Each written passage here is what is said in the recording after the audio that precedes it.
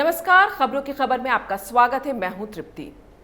फांसीवाद, emergency, अभिव्यक्ति की आजादी पर हमला और सच को दबाने की राजनीतिक साजिश क्या होती है, ये आज महाराष्ट्र सरकार और मुंबई पुलिस ने पूरे देश को दिखा दिया।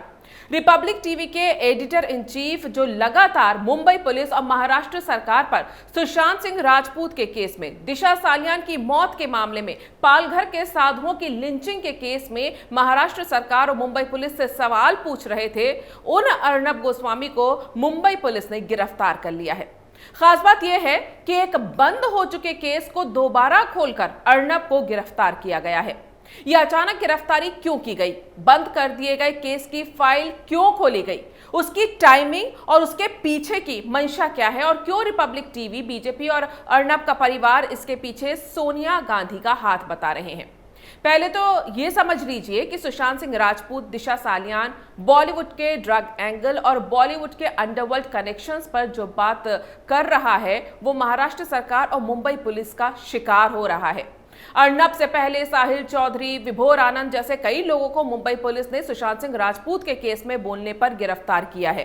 कंगना रनावत ने जब सुशांत केस में बॉलीवुड ड्रग माफिया को एक्सपोज करने का ऐलान किया तो उनके मुंबई के घर पर बुलडोजर चलवा दिया गया। लेकिन ये सब देखते हुए भी अर्नब गोस्वामी अग्रेशन के साथ इस मुद्दे को उठाते रहे।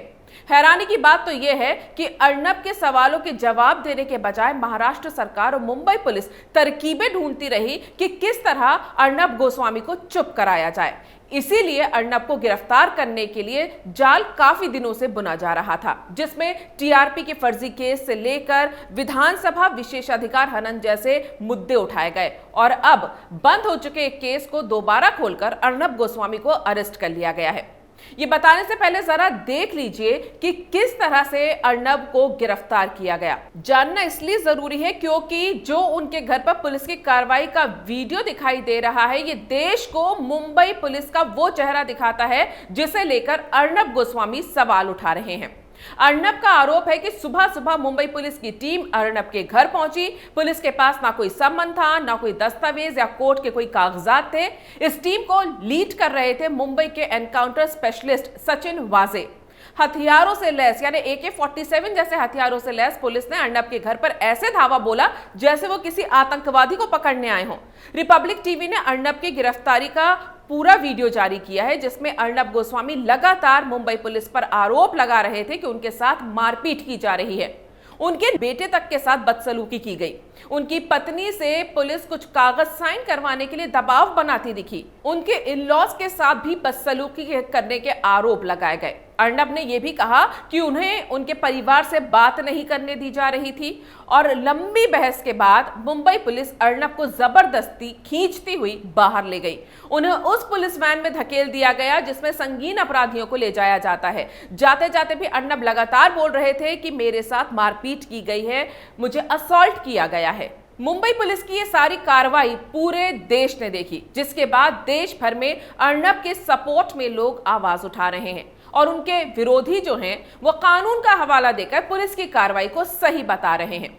अर्नब का विरोध करने वाले इन दोगले, हिपोक्रेट और फ्रस्ट्रेटेड लोगों की कहानी भी देश के लोगों को पता लगनी चाहिए। सबसे पहले तो इन अति मंद बुद्धिजीवियों की ये दलील है कि लोग अर्नब का समर्थन क्यों कर रहे हैं, क्योंकि उन्हें तो आत्महत्या के लिए उकसाने के मामले में गिरफ्तार किया गया है। तो इन मंद बुद्धिजीवियों को समझना पड़ेगा कि अर्नब को गिरफ्तार करने के कारण से लोग नाराज नहीं हैं। उन्हें गिरफ्तारी के लिए एक बंद केस को खोलकर एक साजिश के तहत फंसाने की जो कोशिश की जा रही है, जो साफ दिखाई दे रही है, वो भी सिर्फ इसलिए क्योंकि वो सुशांत सिंह राजपूत और पालघर जैसे मुद्दे पर आवाज उठा रहे थे और महाराष्ट्र सरकार और मुंबई पुलिस की भूमिका को लेकर सवाल उठा रहे थे। तो यहाँ लोगों को ये सीधे सीधे बदले की कार्रवाई नजर आ रही है, इसीलिए लोग नाराज हैं। लेकिन मंद बुद्धिजीवियों, फर्जी सेक्युलर और लिजलिजे लिबरलों को आतंकवाद, दंगे भड़काने के आरोप में सबूतों के साथ गिरफ्तार किए गए शर्जील इमाम, उमर खालिद और ताहिर हुसैन की गिरफ्तारी में वेंडेटा दिखता है। लेकिन क्योंकि अर्नब गोस्वामी इनकी देश विरोधी विचारधारा की पोल खोल देता है, इसलिए उनकी गिरफ्तारी में इन्हें सैडिस्टिक प्लेजर मिल रहा है। अर्नब गोस्वामी के तरीके, उनके प्रेजेंटेशन से इनकी प्रॉब्लम समझ में आती है, लेकिन जिस संविधान को छाती से चिपकाकर ये देश विरोधी एजेंडे चलाते रहे हैं, कम से कम उसे ही समझ लेते। ये वो लोग हैं जो पिछले 6 साल से बीजेपी सरकार के आने के बाद से ही लगातार प्रोपेगेंडा चला रहे हैं कि देश में फांसीवाद आ गया है, देश में इमरजेंसी का माहौल है, देश में अभिव्यक्ति की आजादी का गला घोंटा जा रहा है। लेकिन इनके पास अपनी इन दलीलों के कोई सबूत नहीं है। सिर्फ सवाल पूछने वालों को डराना होता तो डर का माहौल है बोलकर देश की केंद्र सरकार को पानी पी पी कर कोसने वाले जाने कितने पत्रकार आज जेल में होते। लेकिन आज जब महाराष्ट्र की शिवसेना, कांग्रेस और एनसीपी की गठबंधन सरकार ने सबूतों के साथ खुलेआम बेशर्मी के साथ ये बता दिया कि फांसीवाद, इमरजेंसी और अभिव्यक्ति की आजादी पर हमला क्या होता है, तो ये फर्जी सेक्युलर, लिबरल और उनका साथ देने वाली लुटियन मीडिया इसे समर्थन दे रही है। तो इनका फर्जीवाड़ा और सिलेक्टिव नैरेटिव प्रोपेगेंडा भी देश के सामने आ चुका है। अब सवाल यह है कि आखिर किस अपराध के तहत अर्नब गोस्वामी को गिरफ्तार किया गया। दरअसल अर्नब गोस्वामी को साल 2018 में एक इंटीरियर डिजाइनर अन्वय नाइक और उनकी मां कुमुद नाइक की आत्महत्या की जांच के सिलसिले में गिरफ्तार किया गया है। आरोप के मुताबिक रिपब्लिक टीवी पर architect firm Concorde Design Private Limited के एमडी अन्वय नाइक का 83 लाख रुपए बकाया था। नाइक ने रिपब्लिक टीवी का स्टूडियो तैयार किया था और इसके अलावा 2 और अन्य कंपनी थी, आईकास्ट एक्स, स्काई मीडिया और स्मार्ट वर्क्स भी अपना अपना बकाया चुकाने में नाकाम रही थी। पुलिस के मुताबिक तीनों कंपनियों पर कुल 5 करोड़ 40 लाख रुपए का बकाया था। मई 2018 में अन्वय और उनकी मां ने अलीगढ़ के फार्म हाउस में आत्महत्या कर ली। अन्वय के परिवार ने यह आरोप लगाया है कि आत्महत्या से पहले लिखे गए सुसाइड नोट में अन्वय ने अर्नब गोस्वामी को अपनी मौत के लिए जिम्मेदार ठहराया था। रिपब्लिक टीवी के मुताबिक इस केस की जांच में अर्नब के खिलाफ कोई सबूत नहीं मिले थे, इसलिए यह केस बंद हो चुका था, जिसे दोबारा खोला गया है। और मुंबई पुलिस ने अब अर्नब गोस्वामी को आत्महत्या के लिए उकसाने के मामले में आईपीसी की धारा 306 के तहत गिरफ्तार किया है। अब सवाल यह है कि अगर यह केस बंद हो चुका था, जैसा कि रिपब्लिक टीवी का दावा है, तो फिर इसे दोबारा क्यों खोला गया और कब खोला गया? साल 2018 के इस केस की फाइल 2019 में बंद कर दी गई थी। उसी मुंबई पुलिस ने जो आज इस मामले में अर्नब को गिरफ्तार कर रही है, उसे तब इस केस में अर्नब गोस्वामी के खिलाफ कोई सबूत नहीं मिला, इसीलिए केस बंद कर दिया गया था। लेकिन इस साल अप्रैल में जब अर्नब गोस्वामी ने पालघर के साधुओं की लिंचिंग के मामले में सोनिया गांधी, उद्धव सरकार और मुंबई पुलिस पर सवाल उठाए, तो मई के महीने में इस केस को अचानक रीओपन कर दिया गया। क्या पहले की गई जांच में यह सुसाइड नोट पुलिस को नहीं मिला था, और मिला था तो फिर किस आधार पर केस बंद कर दिया गया था? यहां मुंबई पुलिस की कार्रवाई ही संदिग्ध नजर आती है। अब अचानक बिना किसी सम्मन के अर्नब को बंद हो चुके केस के मामले में गिरफ्तार करना कानूनी तौर पर कितना सही है? मशहूर वकील महेश जेठमलानी का कहना है कि यह तरीका बिल्कुल गलत है, कानूनी तौर पर भी। तो फिर मुंबई पुलिस को ऐसी क्या जल्दबाजी थी अर्नब को गिरफ्तार करने की कि वो सही, गलत, कानून, संविधान सबको ताक पर रखकर अर्नब को गिरफ्तार करने पहुंच गई? क्या मुंबई पुलिस और उसकी आका महाराष्ट्र सरकार की ये बदले की कार्रवाई है? क्या अर्नब गोस्वामी से नफरत की आग में महाराष्ट्र सरकार अंधी हो चुकी है? लोकतंत्र के चौथे खंभे को सवाल पूछने के लिए महाराष्ट्र में क्या जेल में ठूस दिया जाएगा? ये सवाल खासतौर से उनसे है जो पिछले 6 साल से मोदी और उनकी सरकार को गालियां दे रहे हैं और अभिव्यक्ति की आजादी के नाम पर सोशल मीडिया पर देश के प्रधानमंत्री और गृह मंत्री के लिए अपशब्द लिख रहे हैं। लेकिन ना तो उन्हें गिरफ्तार किया गया, ना ही बदले की भावना से उन पर कोई कार्रवाई की गई। लेकिन महाराष्ट्र सरकार और मुंबई पुलिस की इस बदले की भावना से की गई हरकत पर उनकी अभिव्यक्ति की आजादी तेल लेने चली गई है।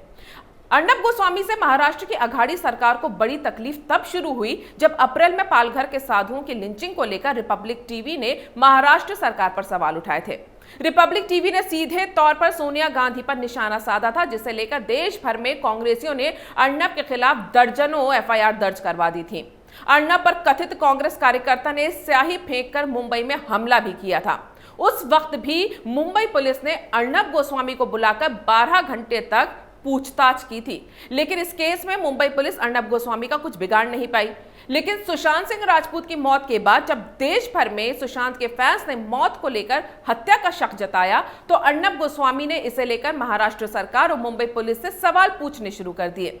जब बॉलीवुड का ड्रग एंगल सामने आया, तो अर्नब गोस्वामी ने इस मामले को लेकर बॉलीवुड की गंदगी को लेकर काफी सारे सवाल उठाए। बॉलीवुड और माफिया के रिश्ते को लेकर भी रिपब्लिक टीवी ने खुलकर बोला, जिसमें महाराष्ट्र के मुख्यमंत्री उद्धव ठाकरे से लेकर मुंबई पुलिस कमिश्नर परमबीर सिंह को कटघरे में खड़ा किया गया। इन सारे मुद्दों पर बोलने वाले अर्नब को देश की जनता का समर्थन भी मिल रहा था, जो उनकी लोकप्रियता को दिखाता है। इसीलिए सबको समझ आ रहा था कि अर्नब गोस्वामी की गिरफ्तारी एक वेंडेटा के तहत की गई है। देश की जनता सब देख रही है। यही वजह है कि अर्नब गोस्वामी की गिरफ्तारी को लेकर देश भर में महाराष्ट्र सरकार और मुंबई पुलिस की आलोचना हो रही है। बीजेपी ने इसे फांसीवाद बताते हुए सोनिया गांधी और राहुल गांधी को घेरा है। देश भर में लोग अर्नब के समर्थन में सड़कों पर उतर रहे हैं। लेकिन क्या अर्नब गोस्वामी को गिरफ्तार करके महाराष्ट्र सरकार ने बदला लिया है या अपनी मुसीबत बढ़ा ली है? आपको मैं बता दूं कि महाराष्ट्र सरकार और मुंबई पुलिस लगातार अर्नब पर हमला करने की कोशिश कर रही थी और इसी के तहत टीआरपी मामले में भी अर्नब गोस्वामी को फंसाया गया था। और इसमें मीडिया के एक खास धड़े की भी भूमिका थी, क्योंकि अर्नब के चैनल की बढ़ती टीआरपी बाकी चैनलों के लिए मुसीबत बन रही थी। लिहाजा टीआरपी केस में अर्नब को फंसाया गया, जिसमें रिपब्लिक मीडिया ने दावा किया है कि एफआईआर में उनका नाम नहीं था और एक वेंडेटा के तहत उनको फंसाया गया, जो सबके सामने उन्होंने वो एफआईआर भी दिखाई। इसके अलावा महाराष्ट्र में उन्हें विधानसभा में विशेषाधिकार हनन के तहत 10 मिनट का नोटिस देकर बुलाया गया और वहां भी उनके खिलाफ कार्रवाई करने की कोशिश की गई। लेकिन क्या अर्नब गोस्वामी को गिरफ्तार करके महाराष्ट्र सरकार ने बदला लिया है या फिर अपनी ही मुसीबत बढ़ा ली है? भले ही मुंबई पुलिस कमिश्नर परमबीर सिंह अर्नब की गिरफ्तारी से अपना ईगो सेटिस्फाई कर रहे हों, लेकिन देश की जनता के सामने उन्होंने अपनी साख खो दी है। आपने अर्नब के उन आरोपों को मजबूती दे दी है जिसमें सुशांत की मौत को लेकर आपकी भूमिका संदिग्ध दिखती है। आपने लोगों के दिमाग में इस शक को और बढ़ा दिया है कि बॉलीवुड के ड्रग एंगल और माफिया के साथ सरकार और पुलिस की मिलीभगत है। आपने देश की जनता के सामने अपनी छवि पूरी तरह से बिगाड़ ली है। देश की जनता को यकीन होने लगा है कि महाराष्ट्र में तानाशाही है और जो अन्याय के खिलाफ आवाज उठाएगा उसे कुचल दिया जाएगा। अब भले ही महाराष्ट्र सरकार और मुंबई पुलिस लाख दलीलें दें, लेकिन जनता को साफ दिख रहा है कि किस तरह से बदले की भावना के तहत अर्नब को गिरफ्तार किया गया है। कैसे सुशांत की मौत के जिम्मेदार लोगों को बचाने के लिए लोकतंत्र और संविधान का गला घोंटा जा रहा है। अब देश की केंद्र सरकार से पूछता है भारत कि क्या अर्नब की गिरफ्तारी पर बयानबाजी होगी या फिर कोई कार्रवाई भी होगी। अब प्रधानमंत्री मोदी से पूछता है भारत कि देश के एक हिस्से में चल रहे फांसीवाद को सरकार कैसे रोकेगी। अब गृह मंत्री अमित शाह से पूछता है भारत कि महाराष्ट्र में अपराध के खिलाफ आवाज उठाने वालों को न्याय मिलेगा या नहीं। अगर केंद्र सरकार कोई कड़ा कदम नहीं उठाती तो निश्चित तौर पर वो भी देश की जनता के भरोसे को खो देगी। अगर आपको ये वीडियो पसंद आया है तो इसे लाइक करें, शेयर करें और कैपिटल टीवी को सब्सक्राइब करें। अगर आपको हमारा वीडियो पसंद आया हो तो इसे लाइक करें, हमारे चैनल को सब्सक्राइब करें और हाँ, बेल आइकन दबाना ना भूलें ताकि आप तक हमारे वीडियो की नोटिफिकेशन पहुंचती रहे। आप अपना सुझाव हमें कमेंट बॉक्स में दे सकते हैं। हमारे साथ जुड़ने के लिए शुक्रिया।